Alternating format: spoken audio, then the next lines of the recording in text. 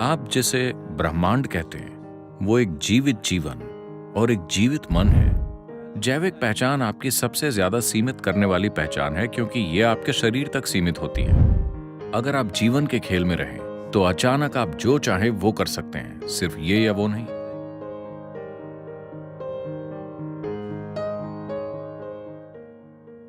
सद्गुरु, मुझे लगता है कि प्रतिभा को सफलता में कुछ ज्यादा ही महत्व दिया जाता है। जब मैं मेडिकल स्कूल में था तो मैं मार्शल आर्ट सिखाता था।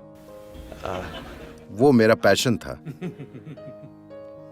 और जब भी ब्रूस ली की कोई फिल्म रिलीज होती थी तो स्कूली बच्चे झुंड के झुंड में मार्शल आर्ट स्कूलों में दाखिला लेते थे। हम इसे ब्रूस ली फिनोमेना कहते थे। जी हाँ।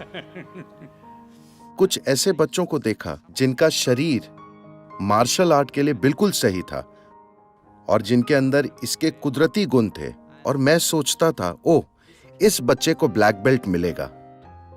मगर दिलचस्प बात यह थी कि 6 महीने बाद वो नजर ही नहीं आते थे। जो लोग ब्लैक बेल्ट तक पहुंचते थे और मार्शल आर्ट में कुछ कर दिखाते थे, वो ऐसे बच्चे थे जिनके अंदर कोई कौशल नहीं था, कोई प्रतिभा नहीं थी। वो बहुत मेहनत करते थे और उन्हें हर चीज के लिए पसीना बहाना पड़ता था, मगर आखिरकार वे ही सफल होते थे। इसके बारे में आप क्या कहेंगे? देखिए, कई वजहों से, मैं विस्तार में नहीं जाऊंगा, कई वजहों से कोई व्यक्ति एक खास गुण या विशेषता के साथ पैदा हो सकता है। शारीरिक गुण, मानसिक गुण, भावनात्मक गुण, स्टाइल। 5 साल का बच्चा भी एक स्टाइल वाला और दूसरा ढीला ढाला हो सकता है। जरूरी नहीं है कि जिस बच्चे में स्टाइल है वो बाद में फैशन की दुनिया में ही जाए। ढीला ढाला दिखने वाला बच्चा बड़ा होकर कुछ और बन सकता है। जैसे जब कोई औरत प्रेग्नेंट होती है तो आप नहीं बता सकते कि उसकी कोख में पलने वाला बच्चा संत है या शैतान। न उस औरत को पता होता है। मां भी नहीं जानती कि वो किसी संत को पैदा करेगी या शैतान को या किसे। इसकी वजह मैं कोहेरेंट शब्द का इस्तेमाल करूंगा, क्योंकि मॉडर्न साइंस इस शब्द का इस्तेमाल कर रहा है। अभी आप कौन हैं, अभी यहां बैठे हुए? यह फिजिक्स है कि हर सब एटॉमिक पार्टिकल लगातार हर चीज के संपर्क में है। आप जिसे ब्रह्मांड कहते हैं, वो एक जीवित जीवन और एक जीवित मन है। आपने उसका सिर्फ एक छोटा सा हिस्सा इकट्ठा किया है। अगर आप सिर्फ उस छोटे से हिस्से के साथ काम करेंगे जिसे आपने इकट्ठा किया है, जीवन और बुद्धि दोनों के रूप में, तो आप एक स्तर पर काम करेंगे। अगर आप जरूरी काम करते हैं अपने द्वारा बनाई गई सीमाओं के बंधनों को तोड़ने के लिए, तो एक ऐसी बुद्धि जो किसी की भी समझ से परे है, किसी के भी अनुमान से परे है, वो आपके लिए उपलब्ध होगी। एक बार ये आपको उपलब्ध हो गई तो लोग आपको सुपर ह्यूमन समझने लगेंगे। Now, this is not about being superhuman. This is about realizing that being human is super.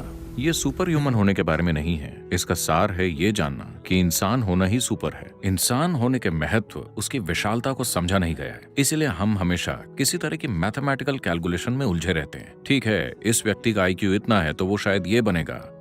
ये न्यूटन का नियम है कि इस धरती पर चलने वाली हर चीज गणितीय सटीकता से या ज्यामितीय सटीकता से चलती है। जैसे अगर आप एक पेंडुलम लेते हैं तो उसकी लंबाई तय करेगी कि वो कैसे झूलेगा। तोप का गोला कहां तक जाएगा, ये उसके मास, वेलोसिटी और ट्रैजेक्टरी पर निर्भर करता है। ब्रह्मांड इस तरह काम नहीं करता, क्योंकि इसमें आप जिसे भौतिक और अभौतिक समझते हैं, ये दोनों तरह की चीजें मिली जुली हैं। इस इंसान के भीतर भी भौतिक जीव, मनोवैज्ञानिक जीव, भावनात्मक जीव और आप जिसे मैं कहते हैं, आपके भीतर का जीवन, वो मूलभूत जीवन प्रक्रिया, ये सब अलग अलग आयाम हैं। और आपका सबसे अंदरूनी केंद्र, चूंकि बाकी सारे शब्द दूषित हो गए हैं, मैं जीवन शब्द का प्रयोग करूंगा, या सिर्फ आप जिसे आप मैं कहते हैं। ये, अगर आप इसे अनुमति दें, अगर आप इसकी पहचान किसी भी रूप के साथ या अपने शरीर के साथ या उन दूसरी पहचानों के साथ नहीं जोड़ते जो आपने ले रखी हैं, तो इसे पता है कि अपने आसपास की हर चीज के साथ कैसे जोड़ा जाए। जब हम कहते हैं कि किसी ने बहुत मेहनत की, तो दरअसल वो बस अपनी पहचान की सीमा को स्ट्रेच करने की कोशिश कर रहा है ना?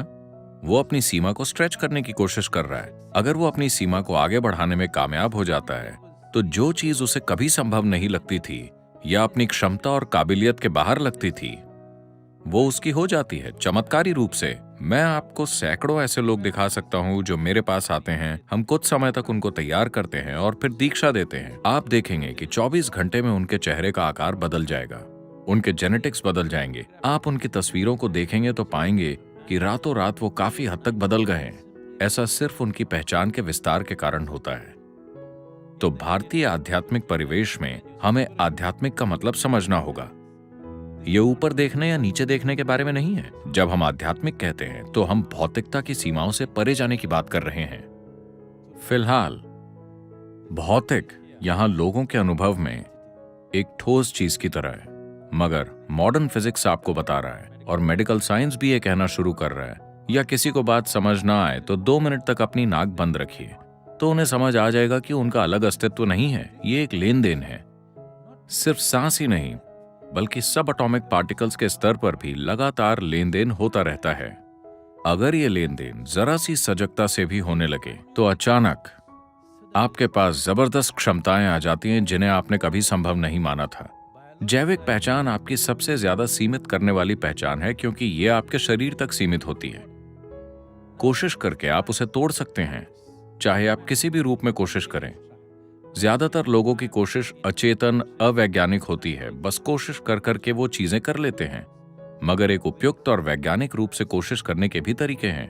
एक खास दिशा में कोशिश करने के भी साधन मौजूद हैं जिनसे हम अपनी खुद की सीमाओं को तोड़ सकते हैं। अगर आप इस सीमा को तोड़ देते हैं, सब एटॉमिक पार्टिकल्स लेन देन कर रहे हैं, बुद्धि लेन देन कर रही है, सिर्फ आप पूरे खेल से चूक रहे हैं।